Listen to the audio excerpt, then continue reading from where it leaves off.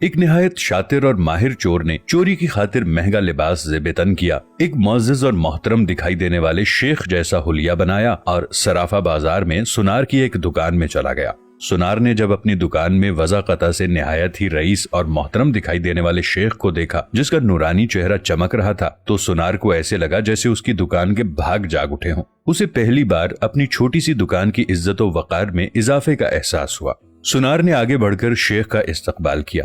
شیخ کے بہروپ میں چور نے کہا، آپ سے آج خریداری تو ضرور ہوگی، مگر اس سے پہلے بتائیں کہ کیا آپ کے لیے ممکن ہے کہ آپ اپنی سخاوت سے ہمارے ساتھ مسجد بنانے میں حصہ ڈالیں؟ اس نیک کام میں آپ کا حصہ خواہ 1 روپیہ ہی کیوں نہ ہو۔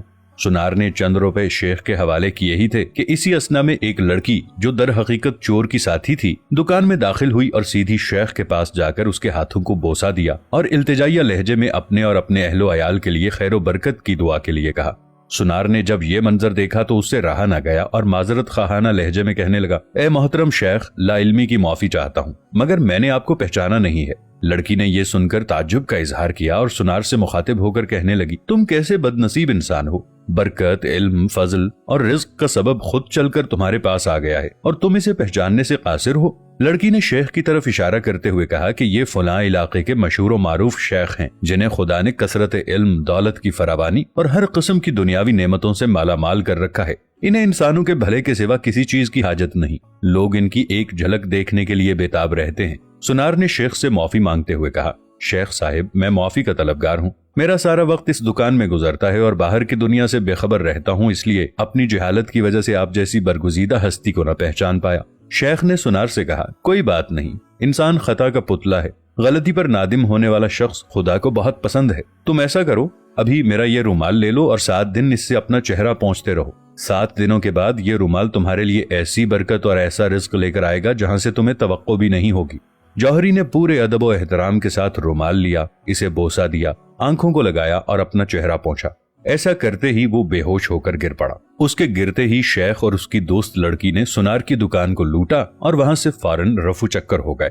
اس واقعے کو جب 4 سال گزر گئے اور سنار رو دھو کر اپنا نقصان بھول چکا تو 4 سال کے بعد پولیس کی وردی میں ملبوس 2 اہلکار سنار کی دکان پر آئے۔ ان کے ساتھ وہی چور شیخ تھا جس کو ہتکڑیاں لگی ہوئی تھیں۔ سنار اسے دیکھتے ہی پہچان گیا۔ ایک پولیس والا سنار کے پاس آ کر پوچھنے لگا، کیا آپ اس چور کو جانتے ہیں؟ کیونکہ آپ کی گواہی سے ہی اسے سزا ہو سکتی ہے۔ سنار نے کہا، کیوں نہیں، اس نے فلاں طریقے واردات سے مجھے بے ہوش کر کے میری دکان لوٹ لی تھی۔ پولیس والا شیخ کے پاس گیا اور اس کی ہتکڑی کو کھولتے ہوئے کہنے لگا، تم نے جس طرح دکان لوٹنے کا جرم کیا تھا ٹھیک اسی طرح سے وہ ساری کارروائی دہراؤ تاکہ ہم طریقہ واردات کو لکھ کر گواہ سمیت جج کے سامنے پیش کر کے تم پر فرد جرم عائد کروا سکیں۔ شیخ نے بتایا کہ میں اس طرح داخل ہوا اور یہ کہا، اور میری مددگار لڑکی آئی، اس نے فلاں بات کی، پھر میں نے رومال نکال کر دکاندار کو دیا۔ پولیس والے نے جیب سے ایک رومال نکال کر شیخ کو تھمایا۔